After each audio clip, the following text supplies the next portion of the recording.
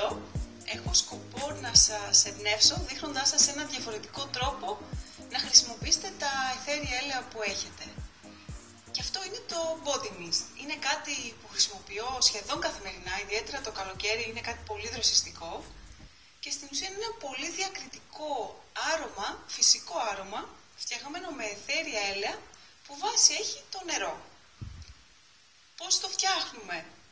Βάζουμε σε ένα μπουκαλάκι σπρέι, κατά προτίμηση, αν χρησιμοποιήσετε πλαστικό, να είναι PET, το οποίο δεν αντιδράει με τα αιθέρια έλαια,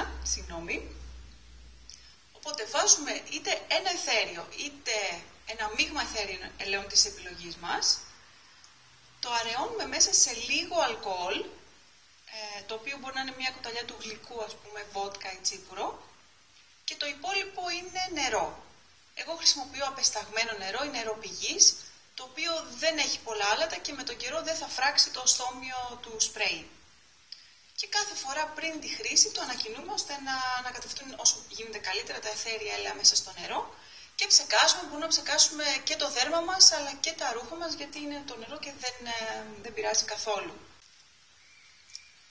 Το mist που έχω εδώ περιέχει ylang-ylang, λεβάντα και πορτοκάλι, 3 αιθέρια έλαια δηλαδή. Οι σταγόνες που έχω βάλει συνολικά είναι 30 μέσα σε 50 ml και το χρησιμοποιώ αυτό συνήθως εγώ πριν πάω για ύπνο. Είναι χαλαρωτικό και έτσι λίγο καθαρίζει και την ατμόσφαιρα, είτε στο μαξιλάρι μου, στο σεντόνι, στο κρεβάτι, στα ρούχα μου, οπουδήποτε μπορώ να το ψεκάσω. Και πραγματικά μου αρέσει και το έχω συνδέσει και το άρωμα με ένα καλό ύπνο. Τώρα μπορεί κάποιος να αναρωτηθεί γιατί να χρησιμοποιήσω αιθέρια έλαια και να μην χρησιμοποιήσω κάποιο άλλο άρωμα, το οποίο μου αρέσει. Τα αιθέρια έλαια πρώτον είναι 100% φυσικά, προέρχονται αποκλειστικά από φυτά, από διάφορα μέρη των φυτών. Και επίσης μέσα από έρευνες έχει αποδειχτεί ότι τα αιθέρια έλαια μέσω της οσφυτικής οδού, όταν εισπνέουμε δηλαδή, περνούν στον εγκέφαλο πάρα πολύ γρήγορα και επηρεάζουν τα συναισθήματά μας και κατ' επέκταση τη διάθεσή μας.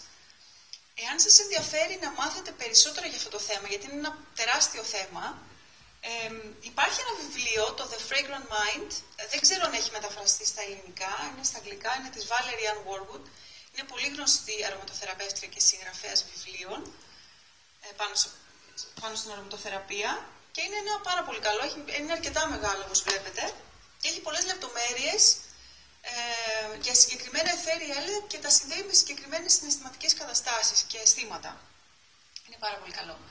Τώρα, εάν σας ενδιαφέρει κάτι πιο συγκεκριμένο, να σας δείξω ή να σας κάνω μια πρόταση για το πώς να το φτιάξετε και ποια αιθέρια έλαια να επιλέξετε, αφήστε το σχόλιο σας και πραγματικά θα προσπαθήσω να σας βοηθήσω.